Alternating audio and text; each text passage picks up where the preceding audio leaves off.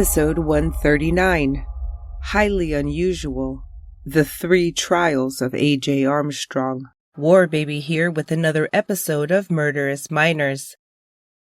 After more than 7 years, it's finally time to talk about the murder retrials of Antonio A.J. Armstrong Sr., as this case has reached a conclusion. As we previously covered, Armstrong Jr. was prosecuted for the 2017 murders of his parents, Don Whiteley Armstrong and Antonio Armstrong Sr. in 2019. However, that trial ended with a mistrial after the jury deadlocked. The first retrial began with jury selection on October 3, 2022. The prosecution called 3 Houston police officers to the stand, who all testified that signs in the house pointed to Armstrong Jr. as the likely killer. One said that the teen said he heard gunshots come from his parents' room when he called 911, but he also said he was hiding on the 3rd floor, so how was it possible that he knew that? His younger sister's bedroom was on the same floor, so it was odd to the police that he seemed to know exactly where the gun had been fired. An officer testified that although the sister was hysterical and inconsolable, Armstrong Jr.'s demeanor throughout the entire time he spent with him was, quote, eerie and calm. His attorney asked, quote, "Did you ever consider he was handcuffed and put into the back of your patrol car at 2 a.m. at the age of 16? If AJ wasn't scared enough for his parents, now he's being accused of it. Did you consider that?" To which the officer replied simply, "No." Another officer testified that they did not swab Armstrong Jr.'s bedroom for gunshot residue that night because nothing in there looked, quote, pertinent to the investigation, while another said that all of the windows had screens firmly in place and didn't appear to have been recently tampered with. One of the officers testified that he saw a different officer pick up the murder weapon from the kitchen counter where it had been left, saying that he told her to put it down. None of that appeared in the police report. The defense placed emphasis on the fact that responding officers handcuffed Armstrong's 12-year-old sister and put her in the back of a squad car, even though officers said she looked like she had just woken up. He was accusing police of, quote, forming an opinion within 11 minutes of being in that house, that the killer had come from inside. The officer explained that it was department policy at a crime scene. The EMT who attempted to save Antonio Sr. testified that he tossed the pillow that the man had been shot through haphazardly because he was more concerned about saving his life than he was about the evidentiary value. A blood spatter expert also took the stand, but no testimony was more highly anticipated than that of the ADT representative, who testified as to the intricacies of the home security system's activity log. Much had been made of those records, but the defense was able to get the witness to admit that there had been 77 errors on the home's log in the 3 weeks leading up to the murders.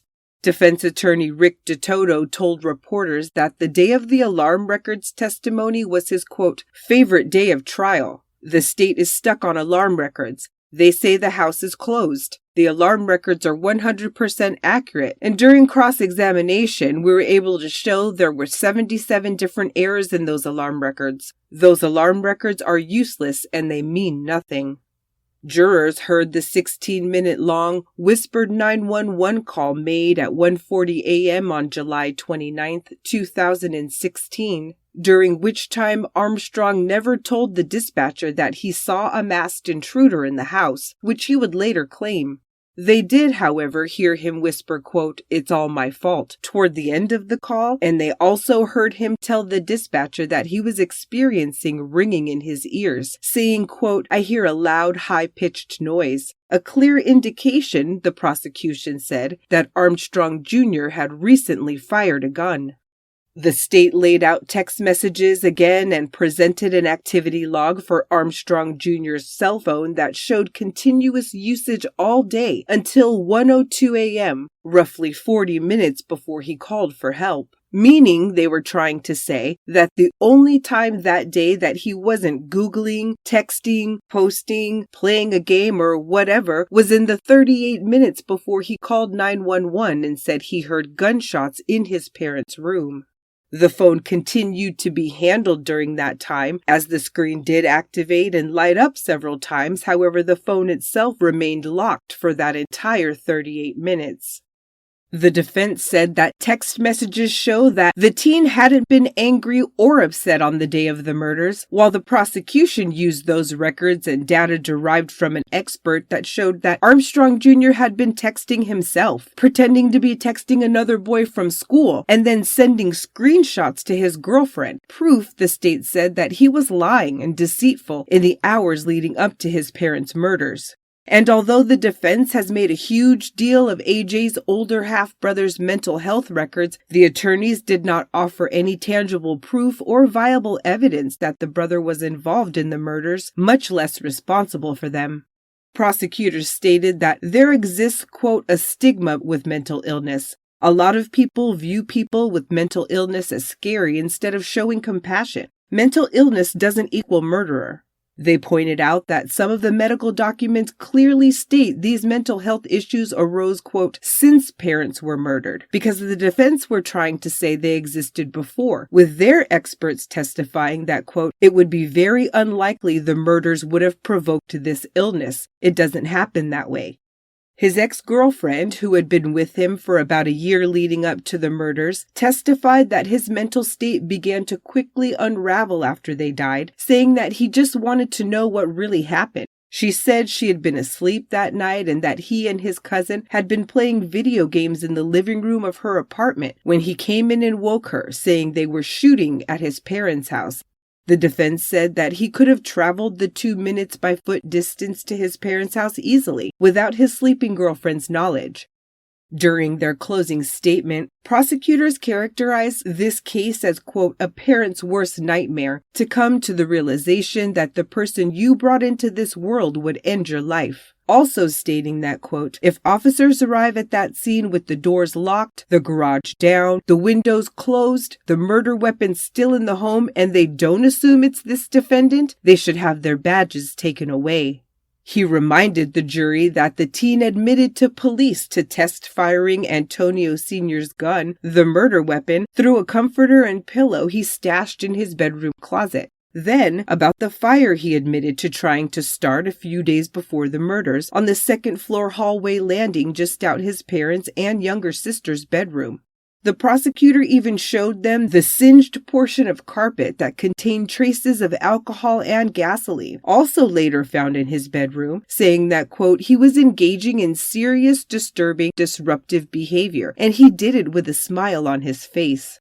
What kind of person takes on the persona of a normal, happy person when he's clearly experimenting with ways to kill his parents, reminding them that he'd even gone so far as to Google, quote, how can a car bomb be rigged to explode when started? All evidence points to one person. The number of people who could have committed this crime is limited. It makes no sense that somebody outside the immediate household would bust into a house with the alarm system on and peruse the house to find the homeowner's gun, shoot the homeowners, find a pad in the kitchen, write a note, and lock up the house after leaving. In the history of murders, no murderer has ever left a murder weapon behind, adding that it was right next to the note, quote, so the killer is writing a note to the people he just killed? Does that make any sense? They wanted jurors to understand that, according to their experts, quote, there were no signs of mental illness before the murders. The person who committed these murders was not somebody suffering from a psychotic episode. This was planned. They want you to believe mental illness means murder. Aren't you offended?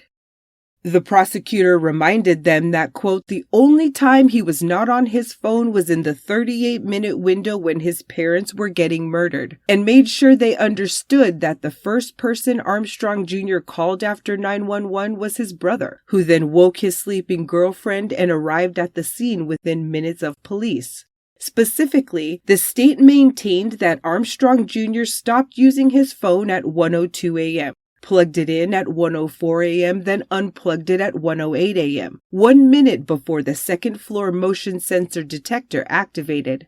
The phone remained locked but was in use over the next 32 minutes, with the display lighting up numerous times, indicating that the flashlight could have been in use or that the screen was being used for ambient lighting.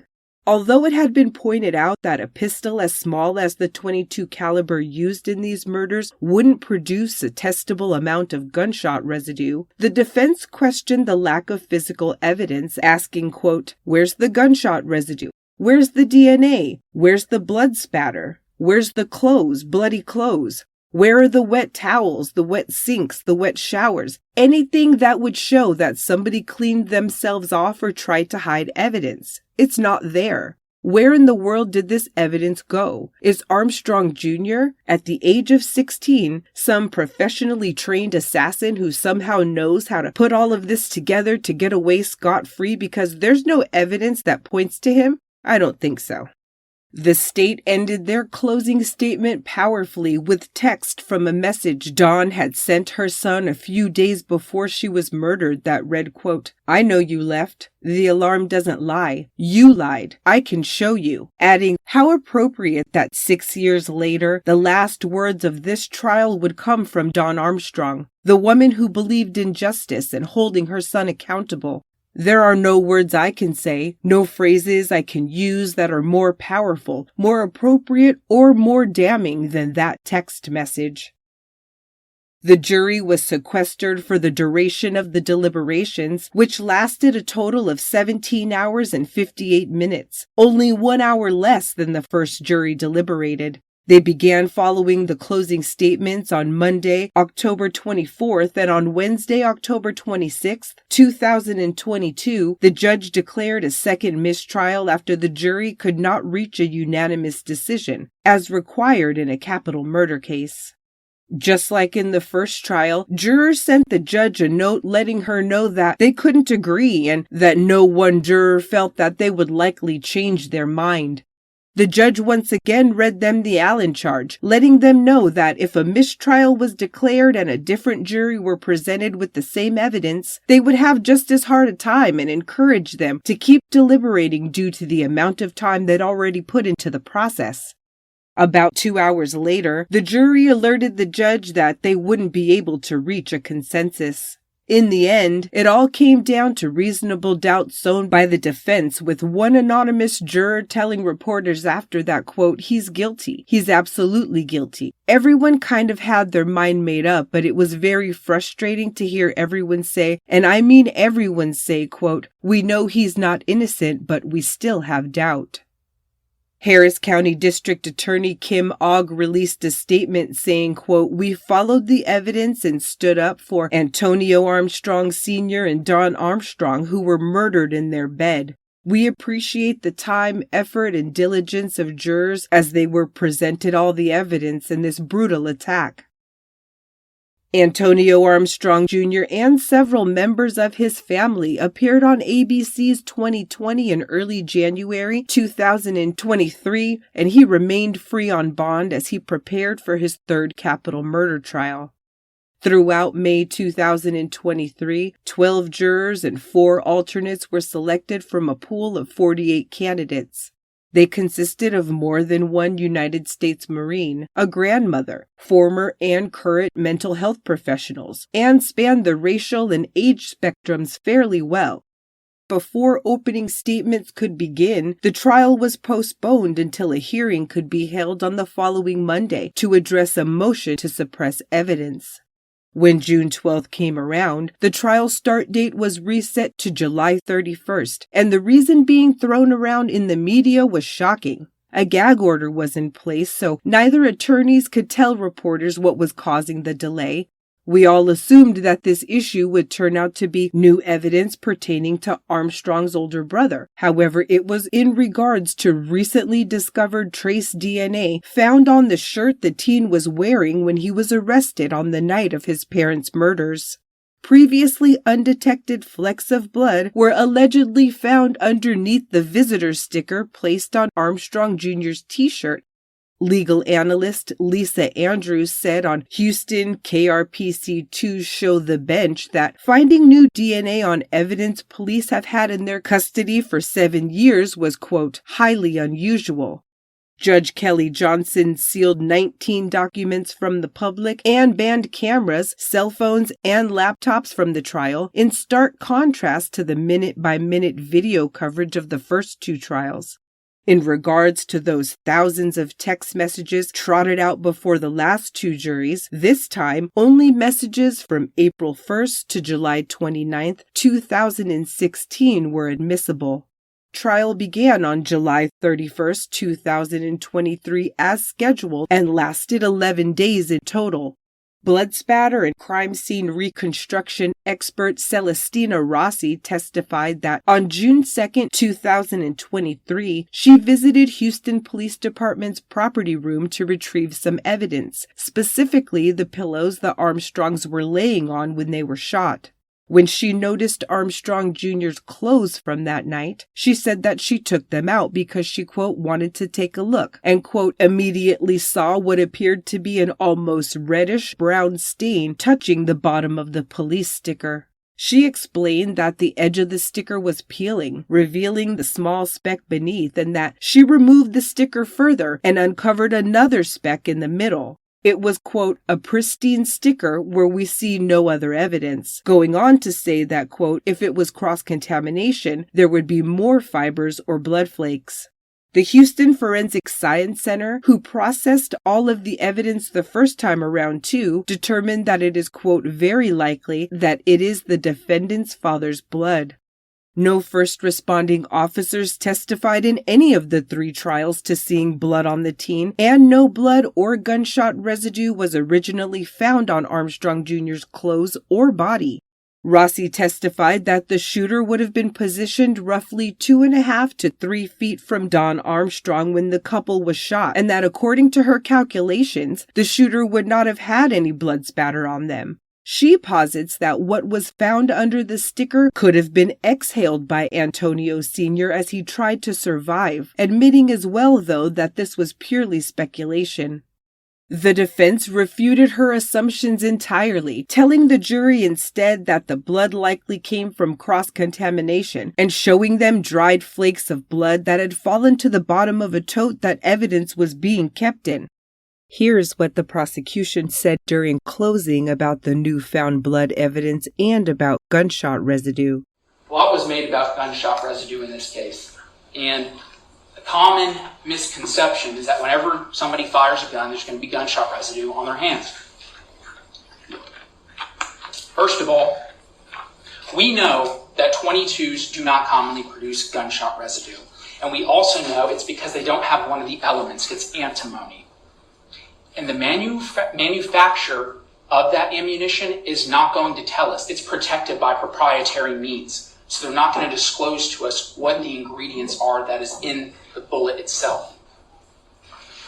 The defense yelled at Jason Schroeder for not taking the gun to his lab and testing it for gunshot residue. And what Mr. Schroeder was trying to tell you was, here's the problem with that. Taking it to a lab and testing a gun for gunshot residue doesn't mimic the environment, the crime scene in which the gun was fired. So, for example, you could take a gun down to the lab, shoot it, and say, yes, I have gunshot residue. But you may have somebody who touched the gun, shot the gun at the scene, and they don't have gunshot residue. You see how those results could be skewed? And the reason for that is there's a lot of factors that go in to gunshot residue. The environment in which it is shot, the amount of time that the killer has. Remember, these elements are like salt almost on your hands. You rub your hands together, you rub it on a surface, you wash your hands, you wear gloves if he was sweating. Those are all things that will cause gunshot residue to slough off. In this case, the defendant's hands were very clean. Now, his shirt had all three elements of gunshot residue, but because they've not fused together in one compound, we can't say it's gunshot residue. And then we got to this. So now you all know what the delay was for from June until now. It was for this. And to be honest with you, when John and I prepped this case, we never even looked at it. Never even looked. Because the lab had tested it in 2016 and told us there's no blood. anywhere on his clothes. We took them at their word. There wasn't. And Shelley Rossi went down that Friday on June 2nd of this year, and she wanted to look at the pillows. And when she found out the defendant's clothing the night of the murder was still in evidence, she wanted to look at it. And who can blame her? Because don't you know, if she didn't do that, this defense team would say, you didn't even bother to look at my client's clothes, did you? And she wasn't going to let that happen. So she looked at them. And what she found underneath that badge, we now know, is Antonio Sr.'s blood. And why is his father's blood on his clothes when, according to the defendant, he never went in and checked on them? One of the things she told you was one of the specs, she can't account for it. She told you that. She said, look, it could be blood on his face or on his eyebrow. It dropped. When they put the sticker on, it saved it. She can't rule out cross-contamination. She told you that. It is a fleck of blood, the bigger one is. But that other one, it's not from the same source. The smaller one is a blood stain. It is a small circular spatter. And the only way you get that is through three things. Forward spatter, which we know didn't happen in this case because that means the defendant would have had to be sitting behind his dad on the bed. Backward spatter, we know that didn't happen because we know the shooter was far enough away that he wouldn't have blood kick back, especially with Antonio Sr. and on. The only other thing the blood stain originates from is expiration. And what do we know about the crime scene? We know that when Antonio Sr. was shot, he was facing away from his wife. We know that he had, from the EMT testified, he had blood all in his nose area and coming out of his mouth. They had to go get a device to suction it out. And we can see the spatter on the bed. Those photos are in evidence, you can see. That is expiration blood that he is expiring from his mouth as he fights for his life. And we know that the person who did this put those pillows over his face. And he had to come close enough in contact to do that. Those blood spatters will dry in air. Shelley Rossi testified to that. They will dry in air and they will become like salt or gunshot residue.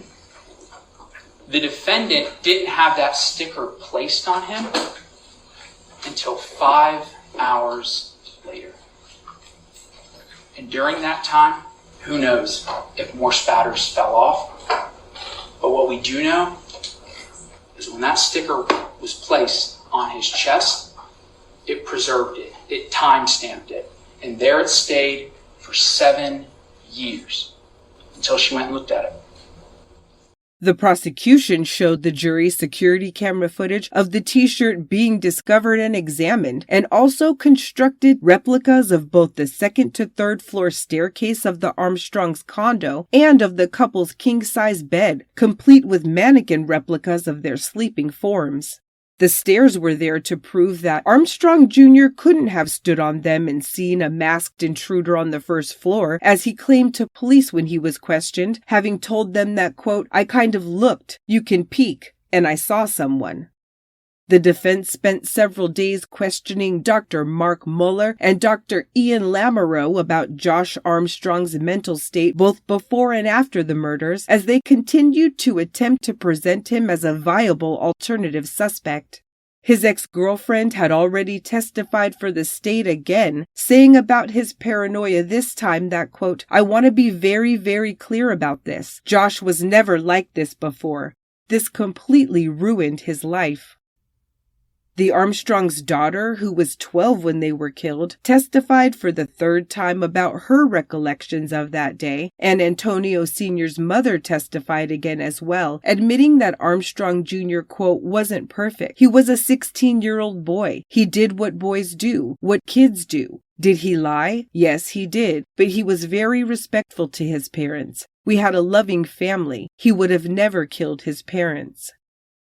Following the testimony of a total of 31 witnesses, closing statements were presented on August 15, 2023, with the defense saying, quote, "There's no blood at all on any of AJ's clothes. How in the world did 2 specks of blood get under the sticker on the back of the badge if there's no blood anywhere else?" Here is part of what the prosecution told the jury during their closing argument. Because of the trauma of losing his parents, he became paranoid. He started making lists of all the people that could have killed his parents, including everybody in their family. You don't do that if you're the killer. The defense thinks that these medical records are good for them. Talk about confirmation bias. They're taking 3 lines in records that are thousands of pages, which says Josh Armstrong witnessed the murder of his parents, and they want you to believe that means he was the killer. They're ignoring. They've chosen to ignore the thousands of pages that talk about how his parents' death was the absolute worst day of his entire life.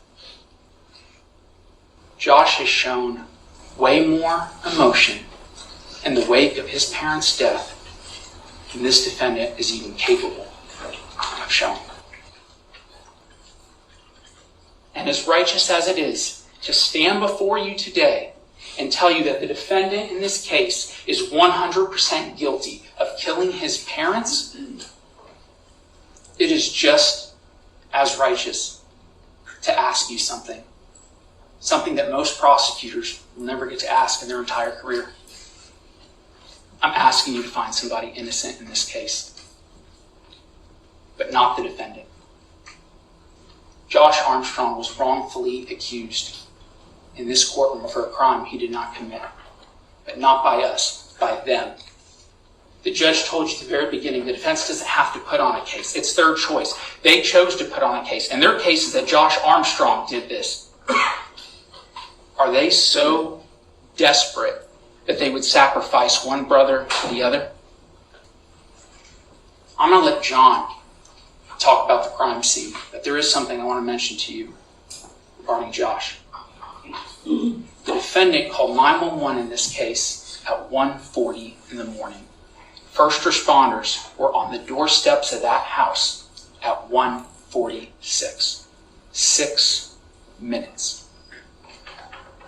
If the defendant is not the killer in this case, that means the person would have had to put pillows over the heads, run out of the room, but not before turning to crack the door shut, run down the hall, down the stairs, go through the kitchen, pull out a bunch of drawers, take a pen, a pad, write a note scribbling over it several times to mask their penmanship, put the pad back in the drawer, put the note down, put the gun down, the pen next to it, and lock up the house on their way out. 6 minutes.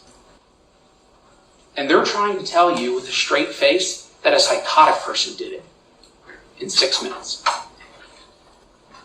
And the last thing I'll tell you about Josh, when the defendant called him to the scene that night, you know what he said?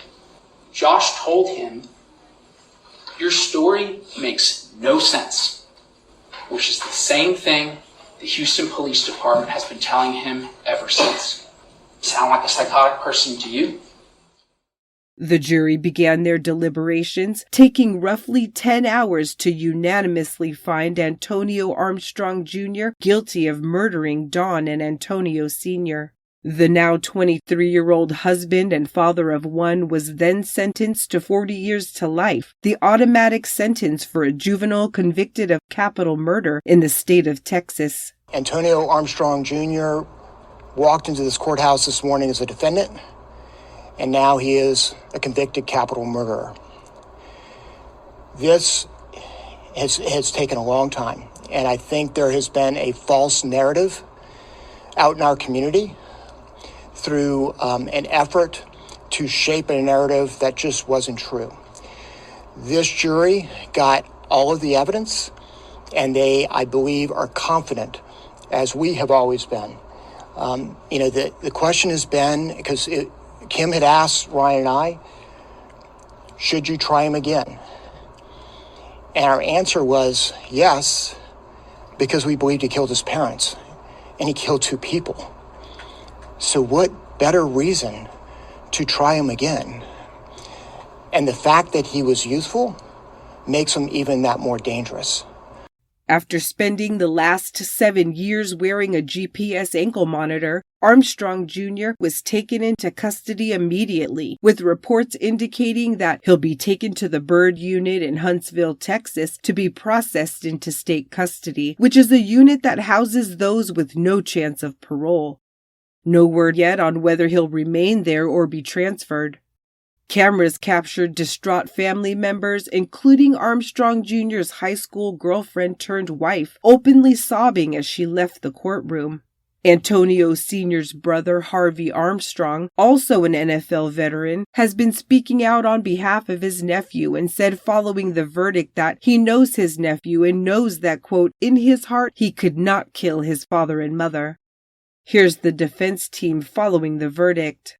To have this result after 7 years is a tough pill to swallow, but we will not ever stop fighting for AJ. I've said this many times. We'll be here always for him, and his family is as strong as they could be, and they will not stop fighting for AJ. They will continue through an appeal and whatever comes after that. Any idea whether it was a different outcome this time? I mean, last time it seemed like things were tipping in favor of the defense. So every trial is different. Every jury is different. It's impossible to predict from a last trial what's going to happen in the next trial. So it's just the risk involved in jury trials. Anything can happen. They're different people. In an interesting twist, just after the jury was sequestered to deliberate their verdict, a lawsuit was filed in federal court by Antonio Armstrong Sr., alleging that the Houston Police Department planted the blood found under the sticker on the shirt. Civil rights attorney Randall Callanan is one of the attorneys handling the federal suit. The jury has been sequestered, and you would do good to tell your audiences what sequestration means. That means no contact with the outside world at all, including this press conference or anything that's said or anything in this lawsuit that has been filed. As a matter of fact, we could have filed this lawsuit earlier and had this press conference earlier, and the jury might have seen it, but we did not. We waited till sequestration. Armstrong Jr. was in court again on August 18, 2023, where he told Judge Kelly Johnson that he couldn't afford to pay an attorney to represent him on his appeal, so a public defender was appointed. No word yet on what exactly is alleged in the appeal, although I'm sure the newfound blood evidence will be a focal point. I'll leave you with some of what Harris County District Attorney Kim Ogg had to say after finally securing a conviction against Antonio Armstrong Jr. after 7 years and 3 capital murder trials. And I want to say this on behalf of the victims. Antonio Sr. and Dawn Armstrong died because they were trying to be good parents, because they wanted their children to do right, not to lie, to work, to be law-abiding, contributing adults. And for that, they paid with their lives. And so today, we've now seen what a murderer looks like. It can be anyone, and the fact that it was their own son it's a trauma. It is a tragedy for the whole family. And so I just want to tell you all that but for the absolute labor of public servants who are prosecutors and police, this case couldn't have been brought to justice. And for the jurors who came down and answered their jury summons, about 1 in 9 people does that these days. I want to thank them, because we don't make these decisions about guilt or innocence unilaterally. Our jurisprudence and our American democracy and our government system doesn't contemplate it that way. We participate in our democracy and the community through those jurors, 12 trial jurors and 3 alternates. The community spoke today. The community found Antonio Armstrong Jr. guilty. And the community found justice for our victims. Episode 139, Highly Unusual,